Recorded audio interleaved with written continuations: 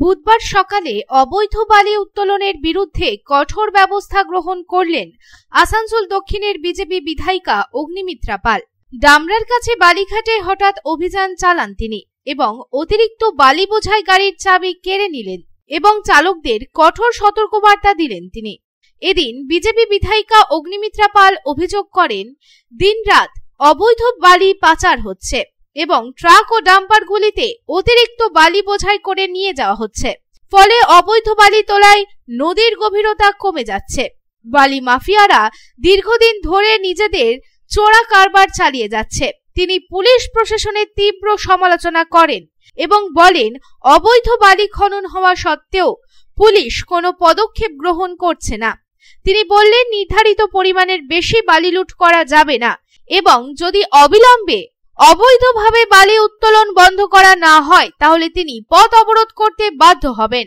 Overloading করে চালাকি করবেন? হ্যাঁ, লিগ্যাল ঘাটে ট্রাকে ওভারলোডিং করে চুরি করে আসানসোলের মানুষ বালি পাবে না। 4000 টাকা করে এক একটা এতে দিতে হবে। এটা আমরা হতে দেব না, আমরা হতে দেব না। আপনি অপেক্ষা করুন। পুলিশকে ডাক, কুন্ডুবাবুকে ডাক। কুন্ডুবাবু জানে না কেন ধরবে না ব্রিজ? দেখুন, এটা আমাদের আরেকটা ওই কালাঝড়িয়ার মতো আমাদের ওয়াটার সাপ্লাই করছে। আজকে দেখুন পিলারের নিচগুলো দেখুন, যে বেস, সেই বেস বেরিয়ে গেছে, বালি তুলে তুলে পুরো এক্সপোজ করে দিয়েছে।